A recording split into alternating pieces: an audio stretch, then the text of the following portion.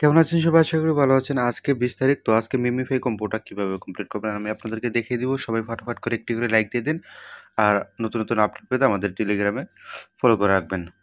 তো আজকে যে কম্বোটা সেটা হলো 3442। বেশি দিয়ে লাইছি 3442। তো দেখে আসে কিনা। আমি আবার ট্রাই করতেছি 3442।